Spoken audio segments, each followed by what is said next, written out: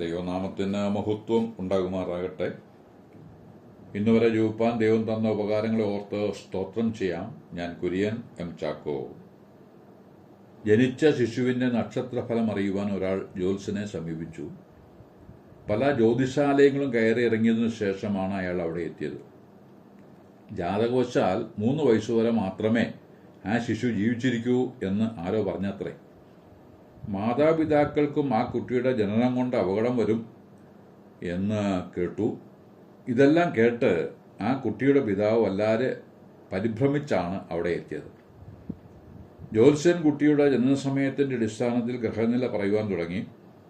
കുട്ടിക്ക് 3 വയസ്സുവരെ ചില ബാലാരിഷ്ടതകളുണ്ടാകും. ഇത്രയും കേട്ടപ്പോൾ കുട്ടി മരിച്ചു പോകുമോ എന്നായി ആകരുത്. ജനനവും മരണവും നിശ്ചയിക്കുന്നത് ഈശ്വരനല്ല എന്ന് ജ്യോത്സ്യം പറഞ്ഞപ്പോൾ മാതാവിനോ പിതാവിനോ വല്ല കുഴപ്പവും ഉണ്ടാകുമോ എന്നായി അടുത്ത ചോദ്യം. നിങ്ങൾ എന്തിനാണ് മരണത്തെക്കുറിച്ചും കുഴപ്പങ്ങളെക്കുറിച്ചും മാത്രം ചിന്തിക്കുന്നത്? ജീവിക്കുന്നതിനെക്കുറിച്ച് ചിന്തിച്ചുകൂടെ? ആ ചോദ്യത്തിലടങ്ങിയ ആഴമേറിയ ആശയം ആ മനുഷ്യൻ വീണ്ടും വണ്ണം മനസ്സിലാക്കിയോ എന്ന് നിശ്ചയമില്ല. നക്ഷത്രഫലം അറിയുവാൻ വെമ്പൽ കൊള്ളുന്ന ആൾ മരണഭീതി വേറിക്കൊണ്ട് ജീവിക്കാൻ മറന്നുപോകുന്നവരുടെ പ്രതിനിധിയാണ്. എന്നു മരിക്കും, എന്തെല്ലാം കുഴപ്പങ്ങൾ നേരിടേണ്ടി വരും എന്നെല്ലാമാണ് പലർക്കും അറിയേണ്ടത്.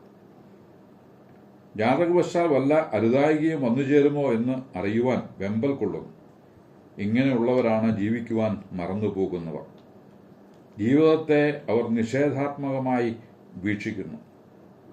ജീവിതത്തെ സൃഷ്ടിപരമായി വീക്ഷിച്ചുകൊണ്ട് ക്രിയാത്മകമാക്കി തീർക്കുവാൻ അവർക്ക് കഴിയുന്നില്ല. പലരുടെയും ജീവിത പരാജയത്തിൻ്റെ മുഖ്യ ഹേതു ഇതുതന്നെയാണ്. സിനിമാ നടനും നിർമ്മാതാവുമായ മധുസാർ 92-ാം വയസ്സിൽ ഇന്നും ജീവിച്ചിരിക്കുന്ന ആളാണ്. അദ്ദേഹം ഒരു ചാനലിന് കൊടുത്ത അഭിമുഖത്തിൻ്റെ പ്രസക്ത ഭാഗം ശ്രദ്ധിപ്പാനിടയായി. മധുസാർ ജനിച്ച നാളുകളിൽ തന്നെ ജാതകം മാതാപിതാക്കൾ എഴുതിച്ചിരുന്നു. 75 വയസ്സുവരെ മാത്രമേ ജീവിച്ചിരിക്കൂ എന്ന് ജാതകത്തിൽ കുറിച്ചിരുന്നു. ആ പ്രായമാകുന്നതിന് മുമ്പ് ഉത്തരവാദിത്തങ്ങളെല്ലാം ഭംഗിയായി നിർവഹിച്ചു. ജീവിതം അല്പം ആസ്വദിച്ച് ജീവിച്ചു. പണവും അല്പം കൈയയച്ച് ചെലവഴിച്ചു. കാരണം 75 വയസ്സുവരെ അല്ലേ ജീവിക്കൂ.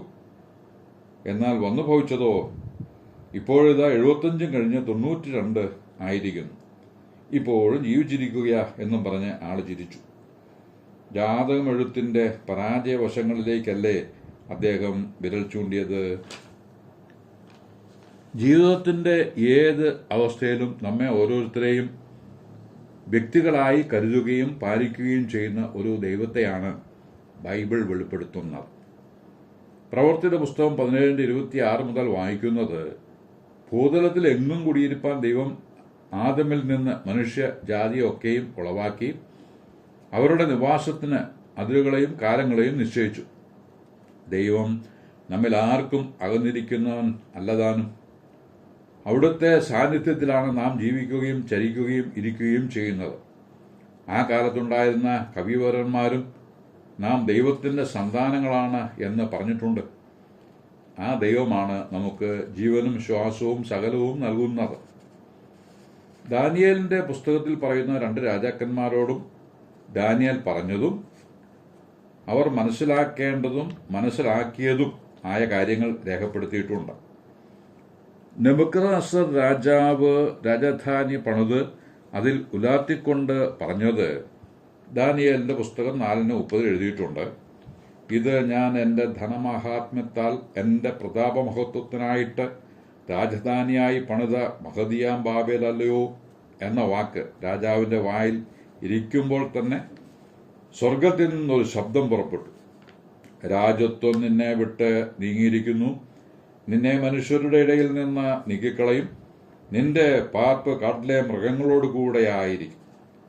നിന്നെ കാളയെപ്പോലെ പുല്ലുതീറ്റും. അത്യുന്നതനായവൻ മനുഷ്യരുടെ രാജ്യത്വത്തിൽ മേൽ വാഴുകയും അതിനെ തനിക്ക് ബോധിച്ചവന് കൊടുക്കുകയും ചെയ്യുന്നു എന്ന് നീ അറിയുന്നതുവരെ നിനക്ക് 7 കാലം കഴിയും. ഉടനെ തന്നെ ആ വാക്ക് നെബൂഖദ്നേസർ രാജാവിന് വന്നു ഭവിച്ചു.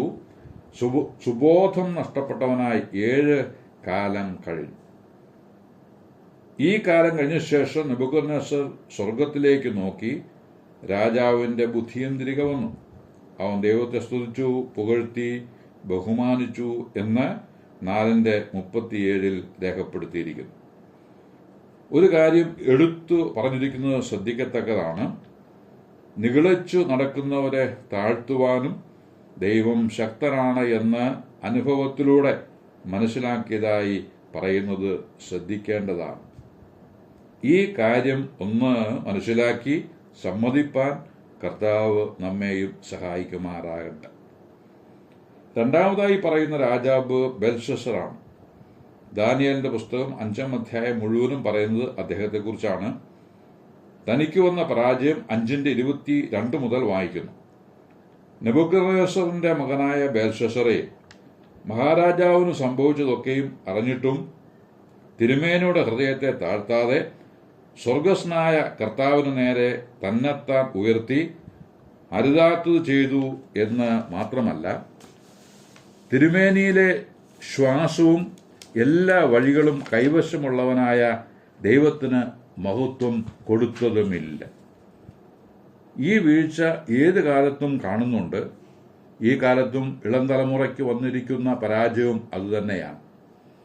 പിതാക്കന്മാരുടെ കാലത്തുണ്ടായ കഷ്ടപ്പാടുകളും അപമാനവും അവഗണനയും സ്വർഗം കണ്ട് അടുത്ത തലമുറയെ അനുഗ്രഹിച്ചു.